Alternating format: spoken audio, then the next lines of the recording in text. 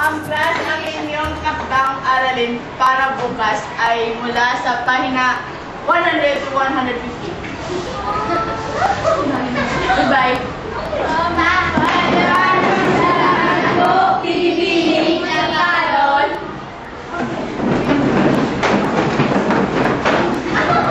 Hello, ako nga pala si Ano. Ito si Jessie, Scala at Mili. Kumusta? Hindi ba kayo na-homesick? Ako hindi. Pero sige kasi. Huwag kayong mag-alala. Mawawala din yung bukas. Siya nga pala, sweet tayo. Sige. Sana ka pala nalaman mga pangalan namin. Yan lang pala. Kayo lamang ang mabinig ng headmistress. Baka ang lahat ng klase ay dinalaga kayo by name.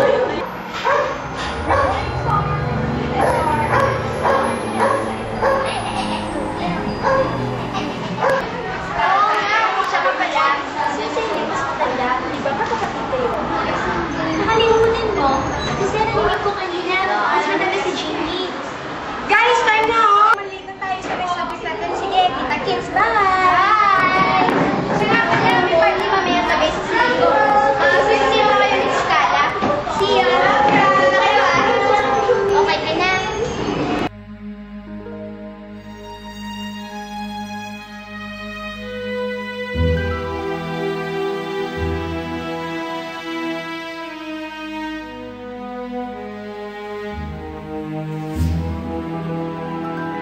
Ano to? Huwag mo nang buksan. Hindi mo ba nakita? Off limits yan. Eh, kasi gusto ko eh. Pero nakakatakot eh. Jenny, wag!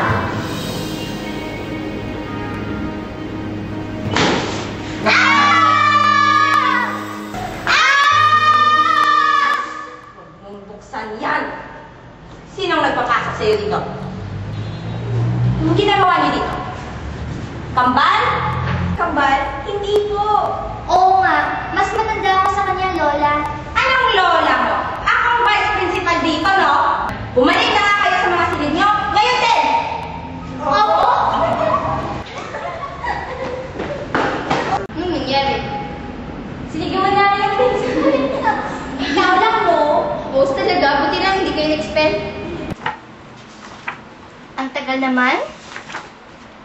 Naiinip na ako. Sige, tulog na tayo.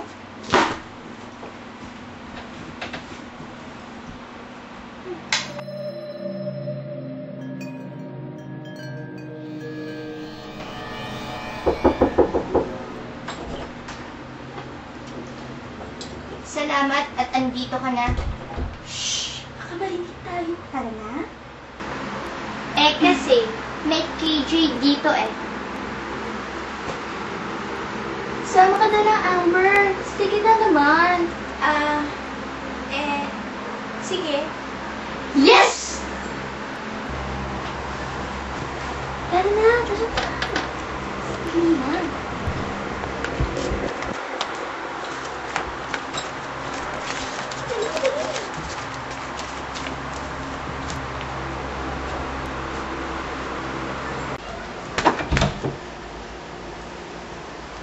Andito na tayo, Pips! Ha? Anong ginagawa nyo? Akala ko party. As in, party. Naglalaro. Bakit? Masama ba? Di ba sabi nila pwede ko maposes pag nabasag ang basong yan? Pasensya na kayo sa kanya ha. Napaka-superstitious niya kasi. Sige, babalik na ako sa room natin. Hayaan mo na siya. Ano mga girls, may nakuha na ba kayong message? Parang walang response eh. Hindi naman gumagalaw ang glass. Baka hindi pa gusto ng mga nawalang babaeng makipag-usap sa atin. You mean, silang gusto niyong makausap? Bakit naman? Marami kasi mga kapagalabhan nangyayari dito sa school nito.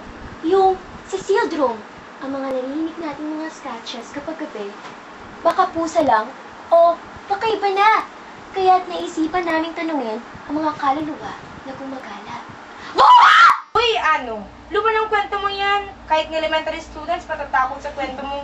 Ang unang sumigaw ay ang unang gagawa ng dare. Ang daya naman! Ayaw mo? Eh di ako na lang. Si Jamie lang. Siya naman ang unang sumigaw eh. Fine, fine. Paano ba yan? Miss, know it all. Ano mo may isasuggest mong pangaliw sa amin? Sige, how about near there? Simple lang. Sabihin mo yung pangalang patay na 5 beses na nakaharap sa salamin. Kanino pangalan ang babangitin ko? How about si Mary Spencer? Sino yan? Sabi ng mga seniors, siya daw yung pinakauna na wala sa pala ng ito. Mary Spencer, Mary Spencer, Mary Spencer, Mary Spencer. Mary Spencer. Wala namang nangyayari eh. Ako naman. Mary Spencer, Mary Spencer, Mary Spencer, Mary Spencer, Mary Spencer. Ano nangyari? Si Millie? Millie? Okay ka lang ba? Natulog na ako.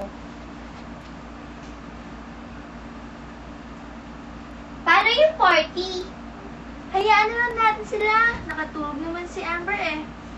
Let's clear up na lang. Parang wala na silang gana eh. Oo nga, no? Sino kayo mga babae sa likod?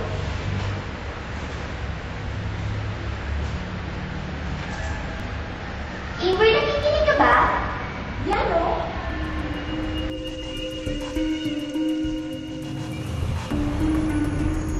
Andito pala kayo. Ano tinitingnan nyo? Art lovers? Parang sa panaginip namin yan. Ano?